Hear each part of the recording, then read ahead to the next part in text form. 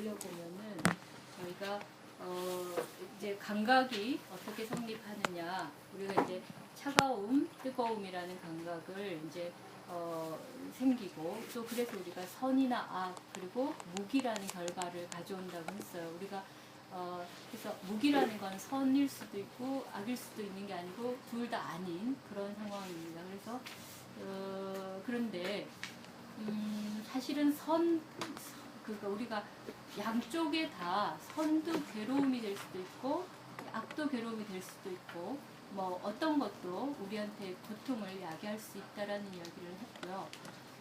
그래서 우리가 감각에서 어떤 기쁨이 있다든지 또는 슬픔이 있다든지 괴로움이 있다 하더라도 사실은 우리가 거기서부터 뭐라고 할까요? 해탈을 얻을 수는 없어요. 그리고 이제 또 한 가지, 여기서 한 가지만 더 말씀드린다면 이런 상황이 있습니다. 저희가 이제 좋은 인연을 심으면, 좋은 업을 하면은 좋은 과보를 받는다고 하잖아요. 그런데 뭐 나쁜 걸 심으면 나쁜 과보를 받고 그렇게 되는데 저희가 그러니까 그렇다고 해서 그러니까 선을 심어서 선과를 받는 건 아닙니다. 선을 심고 나면은 즐거운 낙과를 받아요. 악을 심으면 고과를 받습니다. 괴로움을 받습니다. 근데 악이나 고는 선도 아니고 악도 아니에요. 그건 무기입니다. 그래서 그 착한 일을 하면은 즐거운 과보를 받는데 그 과보가 또 원인이 되어서 다음에 또 뭘 갖다 주지 않아요. 왜냐하면 즐거운 무기이기 때문에 더 이상 뭘 산출하지 않는 거죠. 그리고 악도 마찬가지입니다. 나쁜 짓을 저질러서 괴로움을 받으면 괴로움 자체는 거기서 끝나버려요. 그래서 그것이 다시 원인이 돼서 다른 문제를 만들지를 않아요. 그러니까 업이 되진 않는다는 거죠. 그것 때문에 내가 또 나쁜 마음을 막 먹으면 그때 또 이제 업은 되는데 괴로움을 받으면 거기서 죄는 사라져요.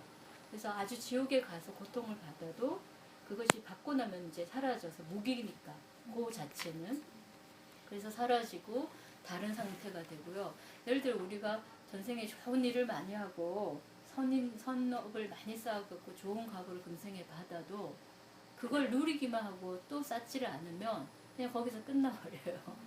그러니까 우리가 지금 누리는 사람들을 부러워하는 게 많지만 사실은 그분들은 지금 또 안 싸우면 이제 복이 닿으면 다시 이제 내려와야 되는 거예요. 그런 거.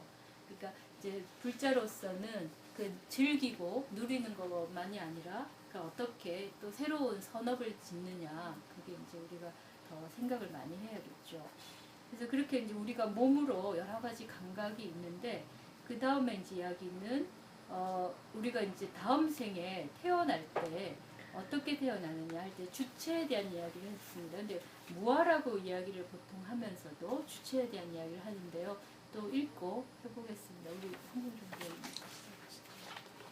후 생사윤회를 벗어나며 관하여 왕은 물었다.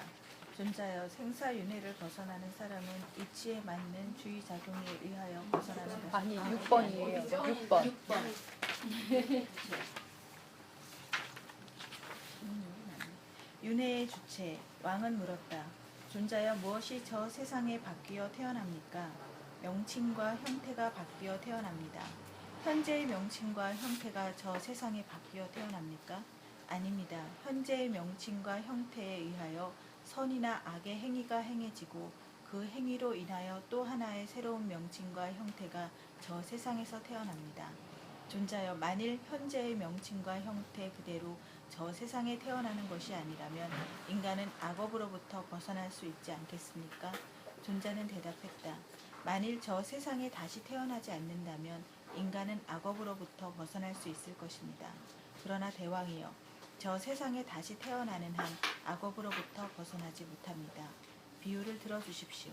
대왕이여, 어떤 사람이 남의 망고나무 과일을 훔쳤다고 합시다. 망고나무 주인이 그를 붙잡아 왕 앞에서 처벌해 달라고 했을 때 그 도적이 말하기를, 대왕이여, 저는 이 사람의 망고를 따오지 않았습니다. 이 사람이 심은 망고와 제가 따온 망고는 다릅니다. 저는 처벌을 받아서는 안 됩니다 라고 한다면 왕은 어떻게 하겠습니까? 그 사나이를 처벌하겠습니까? 존자여, 처벌하겠습니다. 그 사람은 마땅히 처벌을 받아야 합니다. 무슨 이유로 그럽니까? 그가 무슨 말을 하든 처음 망고는 현재 보이지 않지만 마지막 망고에 대해서 죄가 있기 때문입니다. 네, 그다음 또 해보시죠. 대왕이여 마찬가지로 인간은 현재의 명칭과 형태에 의하여 선악의 행위가 행해지고 그 행위로 인하여 또 하나의 새로운 명칭과 형태로 저 세상에서 태어나는 것입니다. 그러므로 다시 태어난 인간은 그의 업으로부터 벗어나지 못하는 것입니다. 다시 한번 비유를 들어주십시오. 대왕이여 사람이 남의 쌀이나 고구마를 훔치는 경우도 망고 과일의 경우와 똑같다고 할 수 있습니다. 또 어떤 사람이 추울 때 불을 피워 몸을 녹이고 나서 불을 끄지 않고 가버렸는데 불이 번져서 남의 밭을 태웠다고 합시다. 밭 주인이 그 사람을 왕 앞에 데리고 와 처벌을 내려달라고 했을 때 그 사람이 대왕이여 저는 이 사람의 밭을 태우지 않았습니다. 제가 끄지 않은 불과 이 사람의 밭을 태운 불은 다른 불입니다. 저는 죄가 없습니다. 라고 말한다면 왕은 그 사나이에게 죄가 있다고 생각하겠습니까? 존자여 그럴 것입니다. 어째서 그렇습니까? 그가 무슨 말을 하든 처음에 불을 원인으로 해서 일어난 불이므로 죄가 있습니다. 네, 읽으실 네, 수 있겠어요? 예. 네. 대왕이여 마찬가지로 인간은 현재의 명칭과 형태로 인하여 선행과 악행을 짓게 되고 그 행위로 인하여 또 하나의 새로운 명칭과 형태로 저 세상에 태어나는 것입니다. 그러므로 새로 태어난 인간은 그의 업으로부터 벗어나지 못하는 것입니다.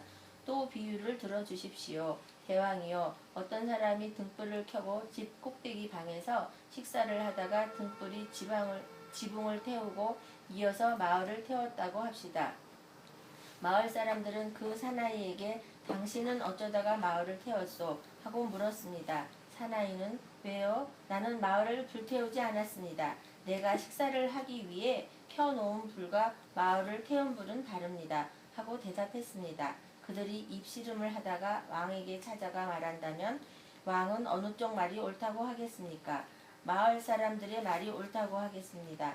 어째서 그렇습니까? 그 사람이 무슨 말을 하든 마을을 태운 불은 그 사람이 식사를 하기 위하여 사용한 불로 일어났기 때문입니다.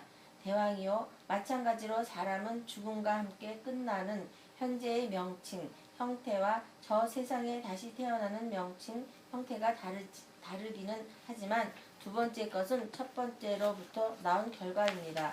그러므로 악업으로부터 벗어날 수 없습니다. 네, 선생님 하시겠어요? 또 네. 비유를 들어주십시오. 대왕이시여 어떤 사나이가 한 소녀에게 보험하며 값을 치르고 갔다고 합시다. 그런데 그 소녀가 장성하여 묘령의 처녀가 되었을 때 딴 사나이가 값을 치르고 그 소녀와 결혼했다고 합시다. 먼저 사나이를 찾아가 당신은 왜 내 아내를 데리고 갔소? 라고 따졌고 나중에 사나이가 나는 당신의 아내감을 데려간 것이 아닙니다.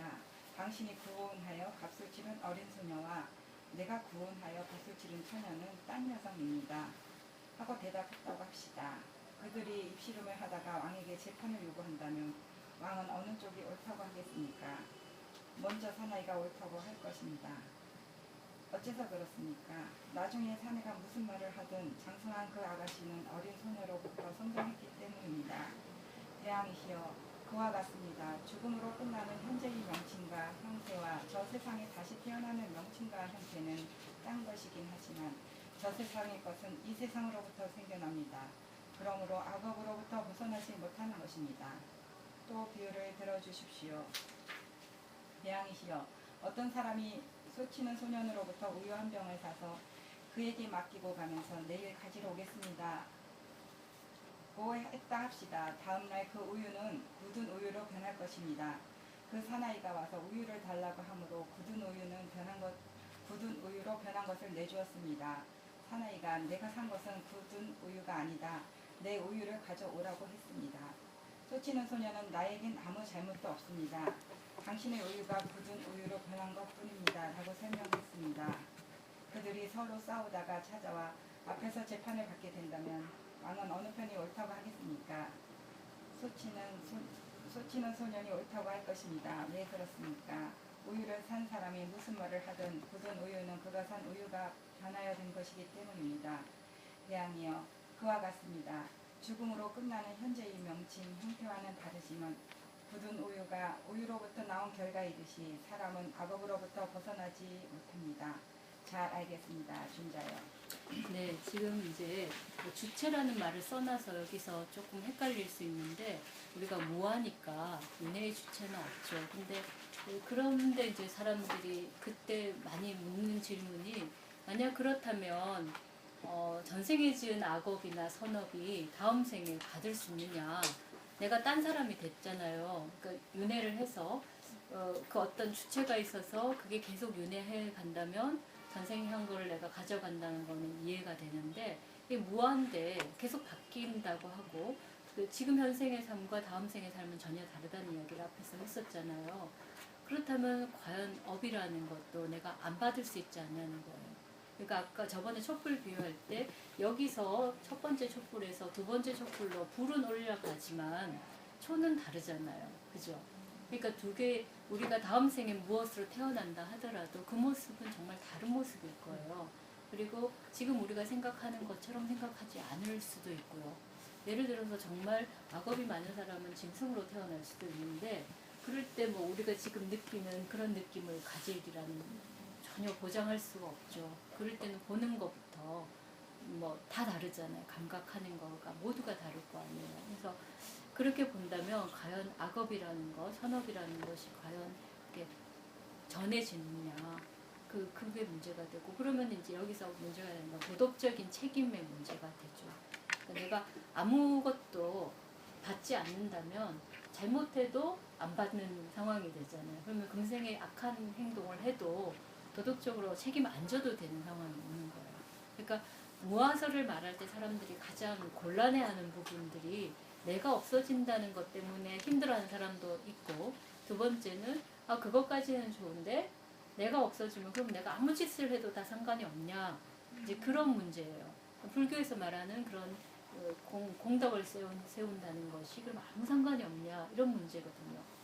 근데 윤회를 하기 때문에 공덕을 더 세워야 되는 거고 또 인과가 역연하기 때문에 그렇고요. 근데 이제 인과라고 하면 우리가 그 자리에서 그대로 받는 거, 이 몸으로 받는 것만 생각하는데 그렇지 않다라는 이야기를 하는 거죠.